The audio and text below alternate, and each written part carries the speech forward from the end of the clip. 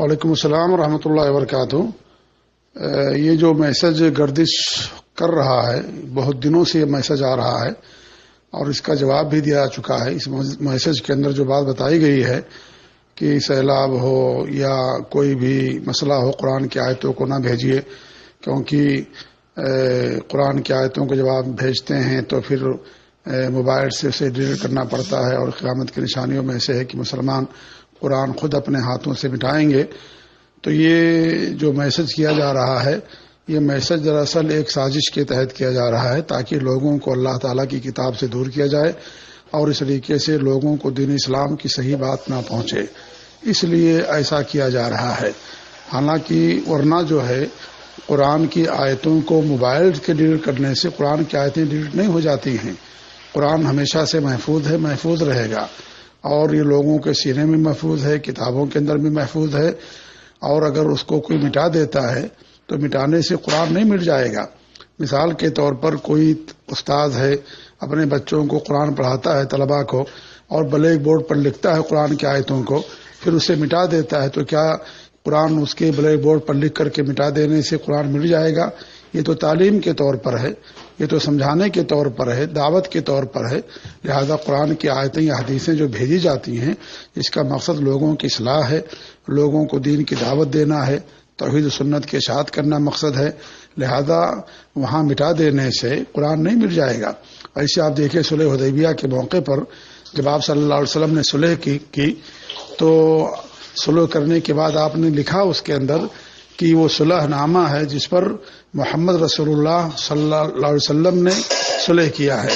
تو مشرکین جو ہے ناراض ہو گئے، یا مشرکین نے کہنا شروع کر دیا کہ اگر آپ صلی اللہ علیہ وسلم کو ہم اللہ کا رسول مان ہی لیتے تو پھر ہمارا اعتراض کیا ہوتا، پھر ہم سے جنگ اور لڑائی کیوں کرتے؟ اس لیے ہم آپ کو اللہ کا رسول نہیں مانتے ہیں۔ تو آپ نے علی رضی اللہ عنہ سے کہا کہ مٹا دو، محمد رسول اللہ کو محمد بن عبداللہ لکھ دو۔ تو انہوں نے کہا کہ میں نہیں مٹاؤں گا۔ تو آپ صلی اللہ علیہ وسلم نے فرمایا کہاں لکھا ہے تم نے؟ انہوں نے کہا کہ فلاں جگہ لکھا گیا ہے، کیونکہ آپ امی تھے۔ اس کے بعد پھر آپ نے مٹا دیا۔ تو کیا کاغذ پر مٹا دینے سے آپ محمد رسول اللہ نہیں رہ گئے؟ آپ محمد رسول اللہ ہیں، قیامت تک ہیں، اور سب کے نبی ہیں، سب کے رہبر ہیں، سب کے پیشوا ہیں۔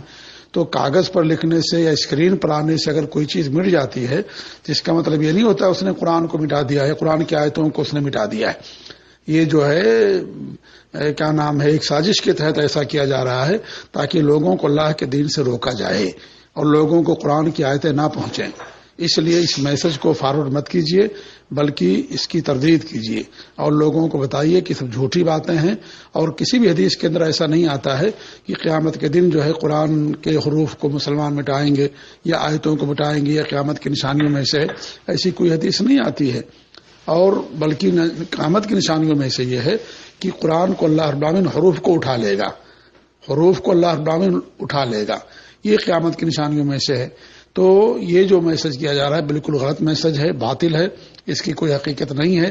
ایسے انسان قرآن یاد کرتا ہے، بھول جاتا ہے انسان، کیونکہ ساری بات انسان کے ذہن میں نہیں رہتی ہے۔ تو بھول جانے سے نہیں کہا جائے گا کہ اس نے قرآن کو مٹا دیا، جبکہ اس کے سینے سے مطلب وہ قرآن مٹ گیا، بھول گیا، وہ اس کو یاد نہیں رہا۔ تو ان سب چیزوں کے ہاں سے ہٹ جانے سے یا مٹ جانے سے قرآن نہیں مٹتا ہے۔ قرآن اللہ رب العالمین کلام ہے، اللہ رب العالمین اس کی حفاظت کا ذمہ دار ہے، اور قیامت تک یہ قرآن محفوظ رہے گا۔ اور جس طریقے سے اللہ نازل کیا ویسی قرآن ہے، اس میں نہ تبدیلی کی گئی ہے نہ کمی کی گئی ہے۔ لہذا یہ جو میسج کیا جا رہا ہے کہ مت بھیجیں قرآن کی آیتوں کو، یہ غلط میسج ہے، غلط بات ہے یہ، اور اس پر توجہ دینے کی ضرورت نہیں ہے۔ جس کو اللہ توفیق دے وہ اللہ کے دین کو لوگوں تک پہنچائے اور قرآن کی آیتوں کو لوگوں تک بھیجے تاکہ لوگ قرآن کو پڑھیں، آیتوں کو پڑھیں، اس سے نصیحت حاصل کریں، اس سے دلیل لیں، کیونکہ اللہ رب العالمین نے یہی دو چیزیں اتاری ہیں لوگوں کی ہدایت اور رہنمائی کے لیے، ایک قرآن اور دوسری آپ صلی اللہ علیہ وسلم کی حدیث، دونوں اللہ رب العالمین کی طرف سے ہیں۔ قرآن کے الفاظ اور معانی اللہ کی طرف سے ہیں، حدیث کے معانی اللہ کی طرف سے ہیں، لیکن الفاظ ہمارے نبی صلی اللہ علیہ وسلم کی طرف سے ہیں۔ یہ دونوں وحی ہے اور یہ دونوں حجت ہیں، دونوں دلیل ہیں، دونوں برہان ہیں، اور ان دونوں کو سلف صالحین کے نہج پر انسان کو سمجھنا ہے۔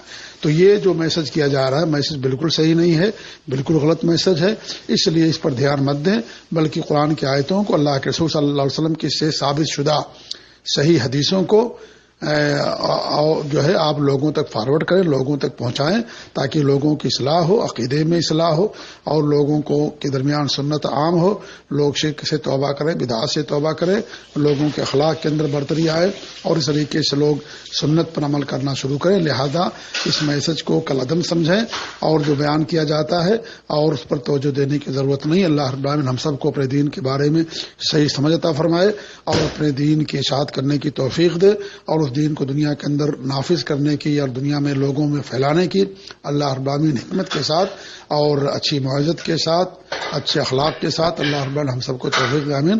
جزاکم اللہ خیر، والسلام علیکم ورحمۃ اللہ وبرکاتہ۔ آپ لوگوں کا دینی بھائی مختار احمد محمدی مدنی، داعی مبلغ جبیل دعویٰ سینٹر، مملکت سعودی عرب۔